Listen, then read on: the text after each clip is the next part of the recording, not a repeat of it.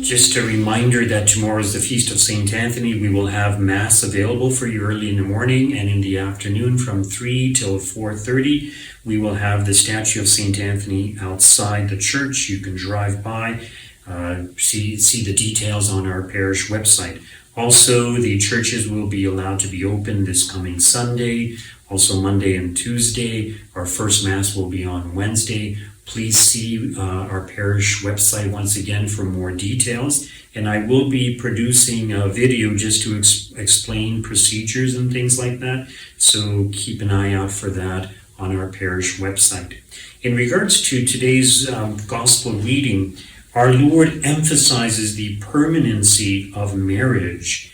And he points out that it's wrong to divorce. So he does give an exception, though. He says, I say to you that anyone who divorces his wife except on the ground of unchastity causes her to commit adultery. And whoever marries a divorced woman commits adultery. So this is actually something that was brought up in one of our question and answer sessions. Someone had written in. And that word, unchastity, except on the ground of unchastity, I had pointed out that when you translate from one language to another language, you often lose a sense of the meaning, of the true meaning of the word. So that's why different translations might have something other than unchastity. The original Greek word is porneia, which is where we get the word pornography from. So basically what our Lord is referring to is not someone who is unfaithful to their spouse, which would be a grounds for divorce. That's not what our Lord is saying. He's talking about marriages that are unchaste or impure or somehow pornographic. So pornography is something that's not acceptable, not appropriate. So take, for example, if a man were to marry his sister, or if he were to marry his niece, we would say this is a kind of porneia or inappropriate relationship. And what our Lord is saying, well, those types of marriages should be dissolved. They're not real marriages. That's what our Lord is getting at. But it's a reminder to us that marriage is for life. Couples need to be faithful to each other. And yes, it's something that they need to work at. And marriage is very beautiful in many ways when both spouses make the effort to make their marriages work. So our Lord is basically talking about the virtue of chastity, which also applies to married couples. But notice how our Lord begins this gospel reading by saying that if someone looks at a woman with lust, he has already committed adultery with her in his heart. And then he goes on to say, if your right eye causes you to sin, tear it out and throw it away. It is better for you to lose one of your members than for your whole body to be thrown into hell. And then he says the same thing about your hand, if your hand causes you to sin. Does our Lord really want us to pluck out our eye and to cut off our hand? No, but he's saying we need to go to extreme measures. So he's saying it would actually be better if we did that and made it to heaven than for us to end up in hell. So why might we end up in hell? Well, if we're looking lustfully, then we're committing mortal sin. So looking at pornography is a mortal sin. And unfortunately, pornography is readily available, readily accessible, even by very young children. And statistics show that some of the main consumers of pornography is young children. So it's very, very unfortunate. I was just thinking it's interesting that, on YouTube and things, you have to be politically correct. In other words, there's a censor board. If the video you produce or what you say isn't quite the way they want it to be, they will censor you. They will take it off.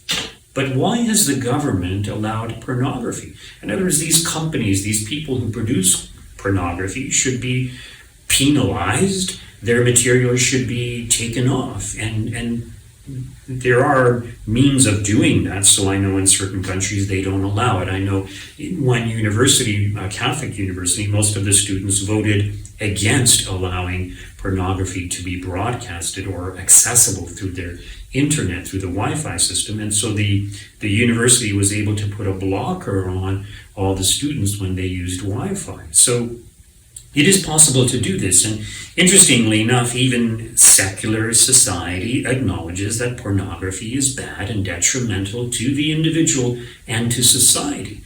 And yet it's prevalent, it's widespread. And I heard not too long ago that 80% of pornography entails violence towards women who are in the industry. And some people say, oh, well, they're just consenting adults, consenting individuals.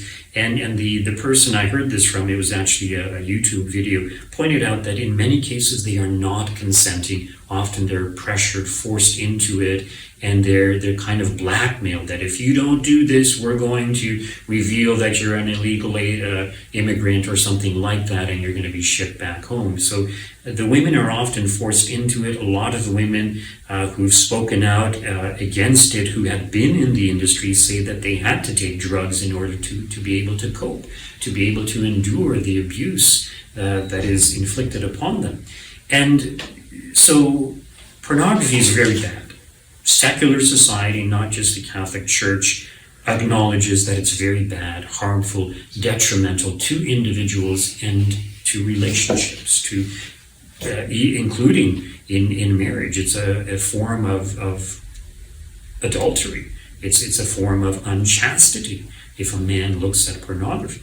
And it is true to say that it's the majority of people that look at it are men or males, as opposed to women. Statistics show that there are more and more women looking at pornography also. And it's such a horrible thing. Even secular society acknowledges it. And women are abused. And it's like, why aren't women speaking out against this? You know, when we hear of some abuse, there's huge riots and people are speaking out and all kinds of things are being done. But why not against this? So this is horrible. But people don't realize just how bad it is and that it can actually lead people to hell because it's very addictive, especially for men. Now, I think part of the problem is that it's mostly men who look at it. So men are more visual. It appeals to men more so than women. And so women, they just ignore it. But women need to acknowledge that it's there. It's affecting their spouses. It's affecting their male children. It's affecting children in society. Women should be outraged that this is available and accessible to young children.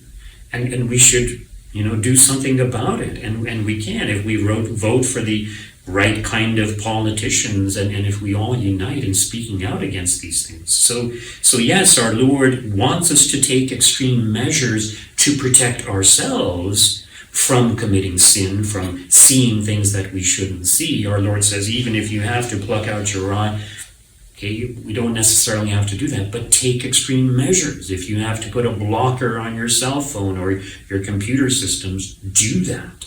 Take the necessary measures to avoid it. But let us also manifest our concern for others, especially young, vulnerable children who are exposed to these things, and the governments that allow these things. It's despicable, and we should be outraged against such things, and we should unite in opposing not just this, but all unjust things in society, especially those things that have a detrimental effect on young people.